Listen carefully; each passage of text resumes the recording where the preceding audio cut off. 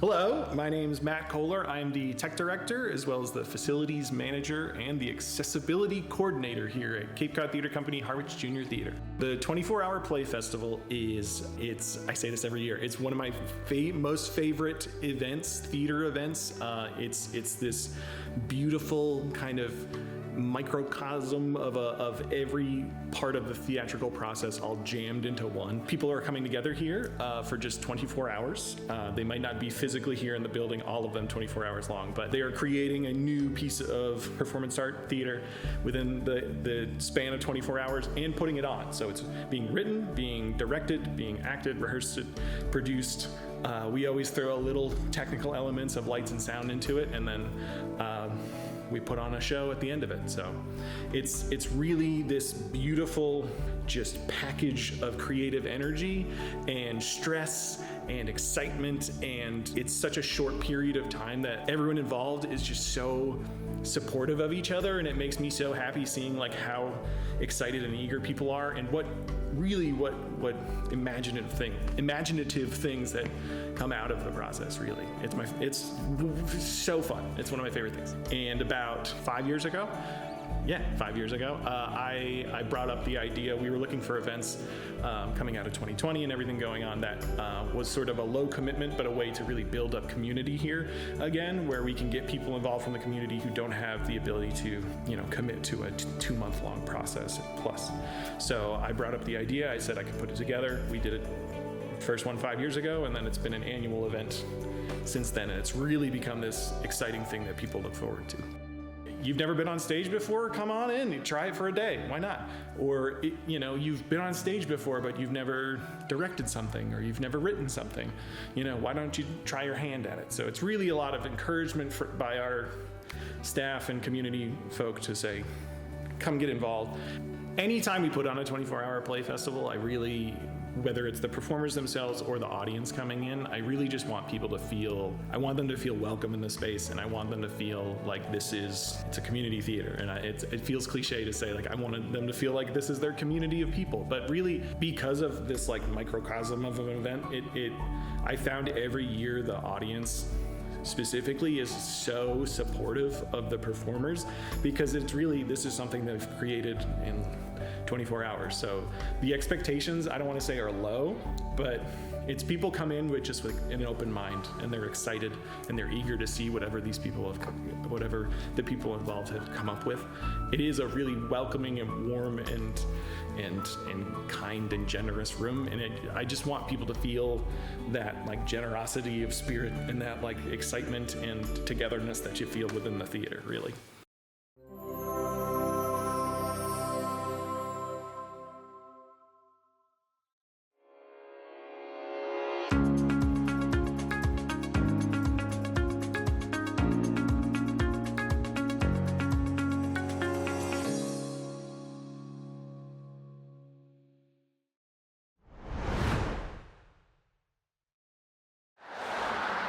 For those who have driven past this location since the early 2000s, it may be difficult to believe that this was once a vast expanse of cranberry bogs. What we're seeing now is the result of a couple of decades worth of planning and eventual execution of a massive ecological restoration project that the Harwich Conservation Trust took on since purchasing these erstwhile bogs from the Kroll family back in 2001. We created this eco-restoration outcome where we have restored water quality with Coal Brook flowing freely for the first time in over a century. We have thriving wildlife habitats, and we have a beautiful new trail system, including a half-mile wheelchair accessible loop.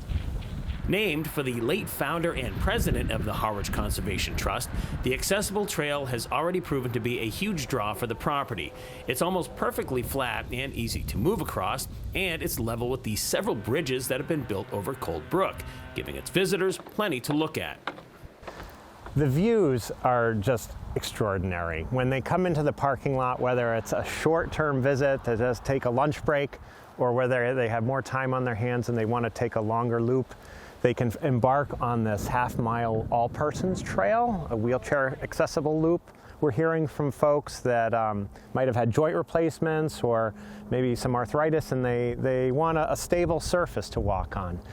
Families with youngsters and strollers are also enjoying it. In that regard, the trail has earned itself the title of Ideal Lunch Break Hike for locals. And for those who may want to venture beyond the half-mile loop trail, there are options. Here on this corner is where the two paths converge, and the trail goes from being wheelchair accessible to something a little more rugged. But if we continue moving forward in this direction, we'll come across the 100-foot bridge where we can take in some more views. In our travels, we can see that the property is made up of 4 interconnected ponds. The first 3 are fresh water, and from the 100-foot bridge, we can see the 4th pond, which is a brackish mix of fresh and salt water. This eventually leads out to the edge of the property on Hoyt Road and continues on to Saquatucket Harbor. One other element that may stand out to first-time visitors to the property is the sheer volume of birdhouses that dot the landscape, and there's a good reason for it. There has been an enormous increase in wildlife and avian activity. The avian count is somewhere around 162 species that have been documented on this site since we started keeping account at the end of construction. In its visual simplicity and natural beauty, the Brook Preserve may be a helpful reminder for Cape residents, particularly those who have called it home for the past few decades, that there are still places on this special East Coast peninsula known as Cape Cod that are off limits for development. My mom and dad raised my brother and I on the Cape. And so growing up on the Cape, especially in the 80s, I saw a lot of changes. I saw a lot of the wild places that I would turn to and explore. I saw them disappear.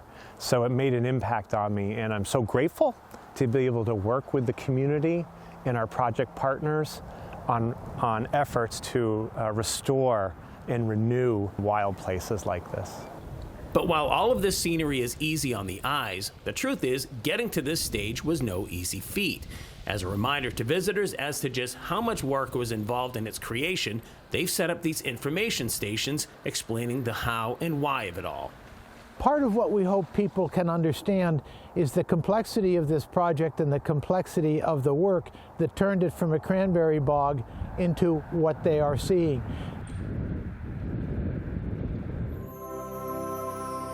Cape Media Center, building community through media.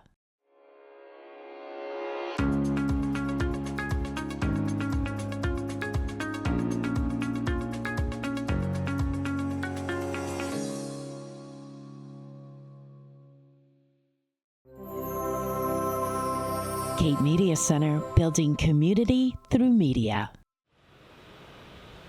It's mid to late afternoon on the corner of Shad Hole and C Street in Dennisport, while Ben Monachino is doing a sound check with the backdrop of waves gently crashing on the beach, about 100 or so feet behind and below him. Probably not a bad first impression for a band that's never played here before. Of course, it will look much different by the time the 3-piece version of this band takes the floor when the evening rolls around. But for the musical outfit known as Little Miss and the Boom, it feels like the start of a whole new adventure. We're really excited to play here. This is our first time down on the Cape. Expectations is just to create a mood and a vibe for the people that come out to see us. We're looking to, play more down in the Cape more frequently, and just more importantly, share our music. The Pelham House Resort sits right on top of C Street Beach and has earned a reputation as the place to go for all things wedding during the time of year when the weather is warm. In recent years, though, they've begun utilizing their advantageous location during those other months when it's not so warm and when other places may not even have their doors open. During the summer on Cape Cod, there's no shortage of places to go for live music and entertainment. Of course, that all changes when the leaves turn brown and there's snow on the ground. But somehow, the Pelham House here in Dennisport has found a way to buck that trend, and they've been doing it with their winter concert series, Upstairs and Downstairs. When we dropped by, we were upstairs for the first Friday of that winter session. Once our wedding season comes to an end, we really try to come up with some creative experiences that people can come to on Cape Cod. So this being one of them for the Nantucket Sound session. This is our second year of our rooftop lounge here, where we'll have music every Friday night from 5 to 8. The room itself is actually quite cozy, and seeing as the band was playing a selection of loungy jazz covers and originals, the pairing seemed like a match made in heaven. This is more of a intimate setting that people can just kind of unwind. On the rooftop, you can enjoy dinner, but in here it's kind of a place where you can linger a little longer and listen to the music and maybe grab a drink before your dinner on the rooftop or spend your night in here. People coming to see Little Miss and the Boom for the first time may notice that the singer looks like a well-drawn cartoon character from a 1950s comic book in the flesh, while the music sounds like something from a Sean Connery-era James Bond movie. What makes their charm so unique is that they've been able to merge their style with their sound. It's definitely part of the band. Flows in from just, me turning into the woman that I always wanted to be. I've always just been enamored with that old Hollywood glamorous look. Anything from the 1920s through the 50s, I've always just been in love with. So the look really kind of just got integrated into the band as I developed my persona. And if it seems like she has good chemistry with her backing players, that's no accident. Well, with one of them at least. The guitarist Ben also happens to be her husband. I love that he's my best friend and I get to come to work with him, so that's really, really fun for me. And if anything, he's my rock on stage. If I have a blooper moment, he's always the person that I look at for just assurance and confidence, so it's really nice to have that, that level of an intimate relationship on stage with you. In an ideal scenario, that chemistry, style, and sound will translate to an audience that keeps coming back to see them on Friday nights here at the Pelham House. I'm hoping that they had a wonderful time enjoying the music, enjoying the libations and the food here, and then finding some solace that, that there's these amazing places all around the Cape that you can visit in the off season. And hey, some of them might have some really cool music too. So they should check out more places like this.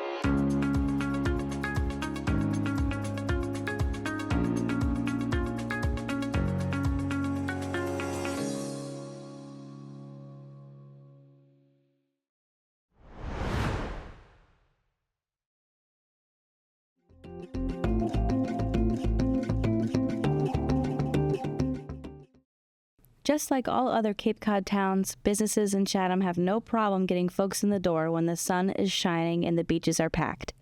But what happens when the snow lands and the people shack up for the winter? Businesses that have been here for quite some time, like Fisherman's Daughter, know a little something about that.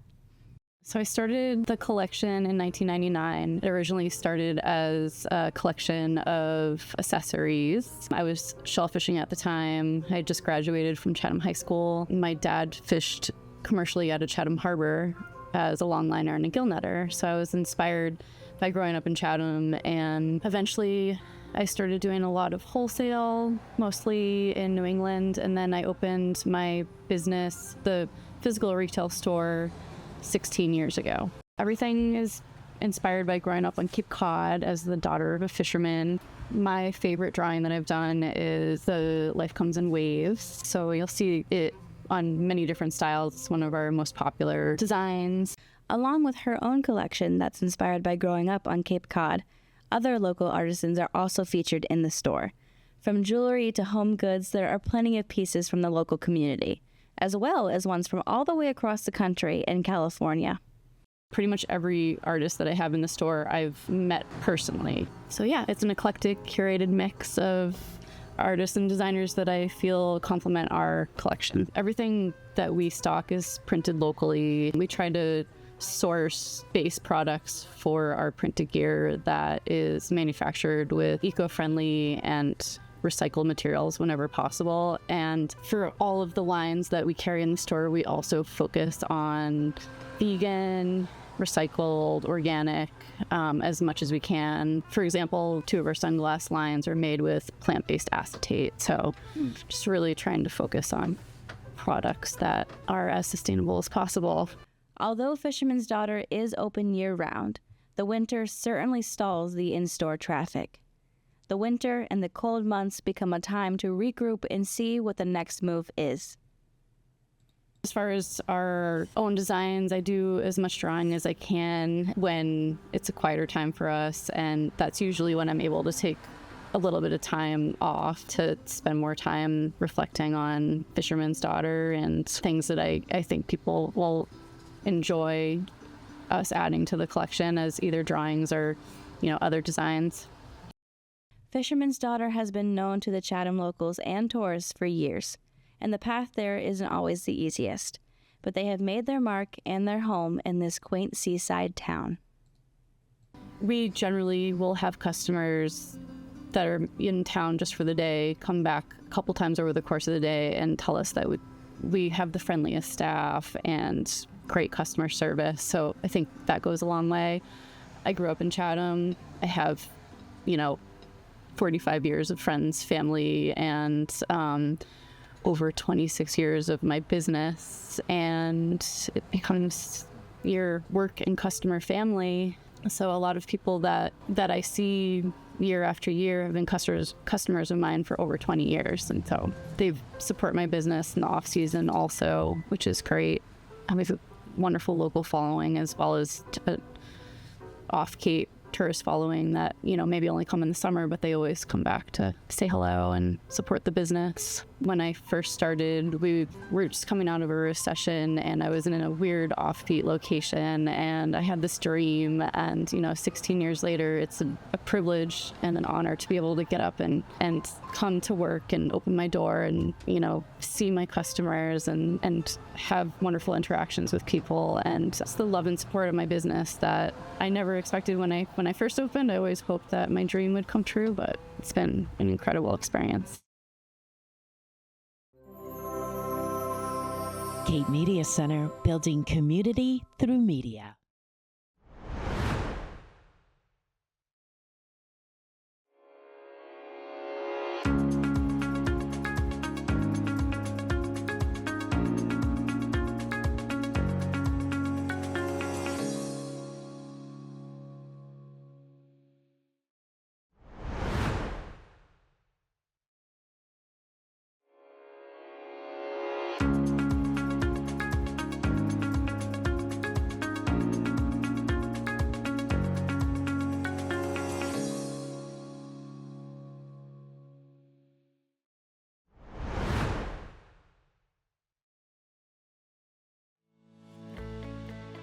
So IFAW stands for the International Fund for Animal Welfare, and we are actually based here on Cape Cod. It's where our International Operations Center is located. IFAW has offices in over 15 countries, and we have projects in 40 countries throughout the world. And one of those places is right here in our backyard, right on Cape Cod. We have about 85 staff that are located here, and of those, 10 work on our marine mammal rescue team. IFAW has been around for over 50 years. First came to the Cape in about the 80s, and we have a long history on Cape Cod. While we think globally, we act locally.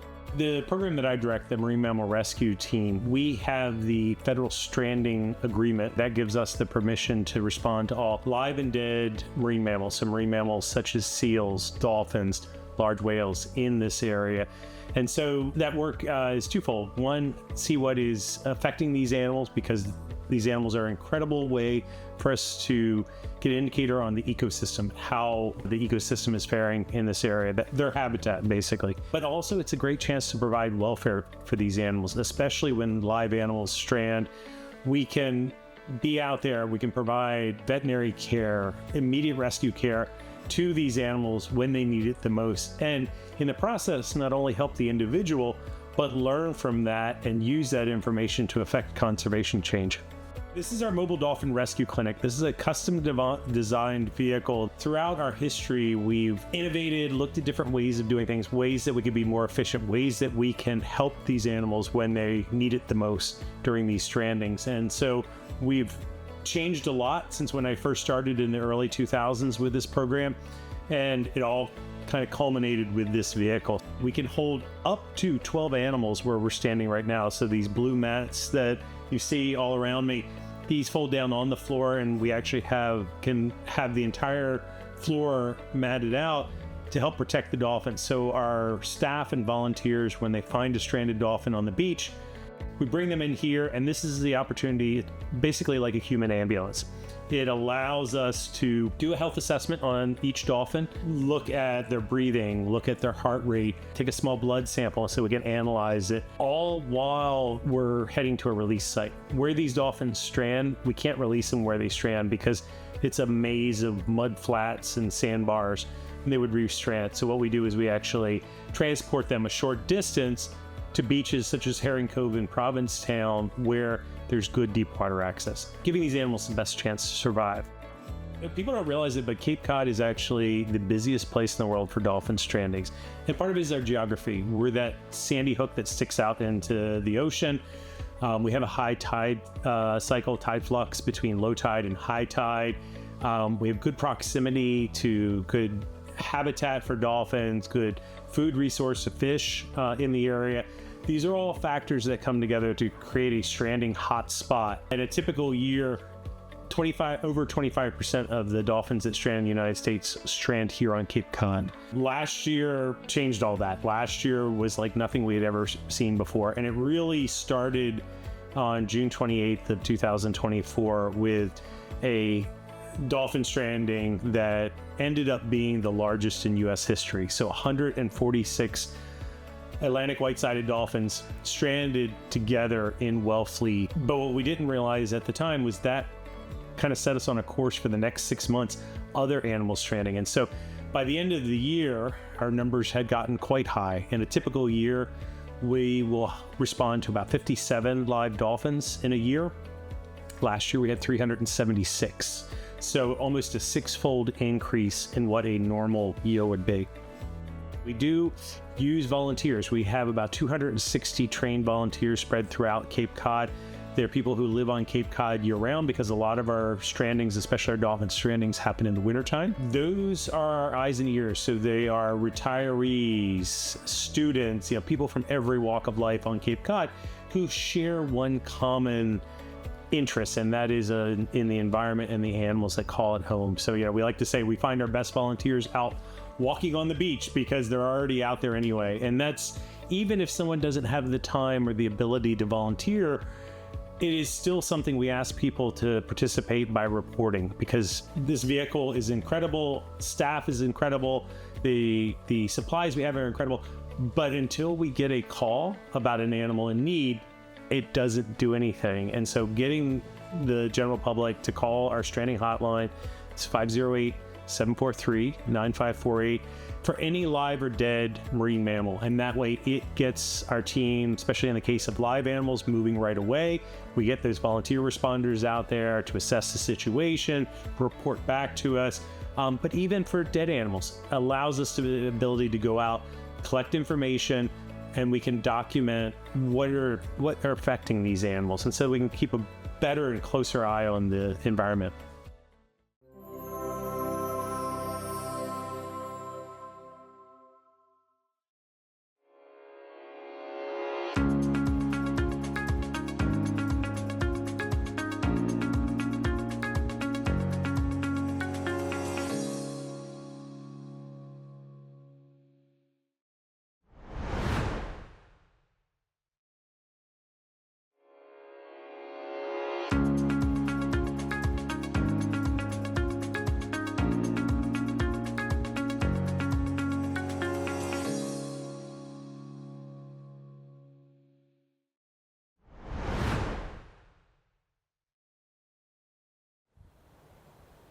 By day, this looks like an old detached 2-car garage. However, it's a garage adjacent to the Bridge Center at the Barnstable Courthouse complex, so it's not just some run-of-the-mill location. After the sun goes down for 2 nights out of the week, this space is transformed into a learning center for either qualified ex-convicts or people in recovery from substances. We stopped by during a class for the second group. Skilled Purpose is the flagship program of the Michael English House. And it is a 12-week carpentry program where we take anybody that's in recovery, so we go to the local sober houses, through Wellstrong helps us also, of recruiting around here and seeing to give people a chance to learn the trades, to have a job, so where they can get a well-paying job, to have a living wage, to really make it in this economy, because most people just say, they say get a get-well job, but A get-well job works for a little bit, but it's not going to take you out of the hole you're in. It's not going to bring you to the life that you're looking for. So it just really helps with people finding their purpose through, you know, learning a trade and getting to that next step in their lives. And that's what Skill Purpose is designed to do. While the plan is to eventually include several types of trades, carpentry won the day for the program's maiden voyage out of necessity. We looked at all the basic needs on the Cape, because I'm a pipe fitter, but pipe fitting isn't really like prevalent on the Cape. It's more like up in the city, you know. We were looking around, there was plumbers, I think they needed like 91, electricians were like 90 on the Cape, and this is like, just says what the need are for open positions, but then carpentry was 264. It was glaring that that was where we started. So we decided to go with carpentry, we designed a curriculum for it, and we just really decided to go with carpentry first because we know we can fit 9 students in here per class, so we have 2 classes, so that's potential of 18 people per semester we can do. We do 2 semesters. So we were thinking we could crank out about 36 jobs a year from carpentry. Plumbing and electrical were a little bit tough, but we want to expand to plumbing and electrical within the next year. The group seems to have landed a real all-star in Rick Conway, whose instruction style features plenty of encouragement without any sugarcoating. He always seemed to be in teaching mode, teaching heat based off his own 28 years of experience in the business. I've tried to go back to what I felt and the things that I learned when I was young, and also how I look at the people that come on with me is in my own company, what they would need to know, and it's more simple things like, you know, reading the tape measure, what the specific tools are and what they look like, what they're used for. As an instructor, Conway's always keeping an eye out to see how much the students grasp some of the intangible elements that will make them more valuable on a job site. When I see somebody thinking ahead, that's a big thing in this business, is like staying ahead of the guy you're working with or the next step of the process. It's a lot about efficiency, so being able to think quickly and what the next step is. When I see somebody doing that or figuring out a math problem quickly, that's something that sticks out to me when I'm like, oh, okay, they're actually getting it. They understand what's going on, what the next step is, and they're already asking what they should do next.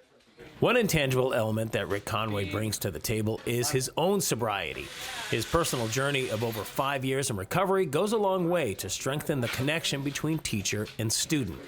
I definitely trust people that are actively engaged in their recovery. There's just like a tie that binds, and then being able to have that like level playing field, and there's encouragement and support here, and maybe sometimes with having the disease of addiction, my mind will tell me that I can't do something, or if I'm not good at it, I'll quit. And then in a setting like this, when you're receiving encouragement, it's like you push through and you learn you can do hard things, and then kind of see where that compounds in your future. The opportunity to instruct is certainly something that Conway doesn't take for granted. It's called Skilled Purpose, and I believe that I have found one of my purposes with being an instructor here. My background that I have and the things that I've been through and able to overcome to be here, it's a lack of a better term, a divine type of thing that just put me in this position with Vinny, and I'm super blessed to be here and be able to do it. It feels like a real purpose of mine.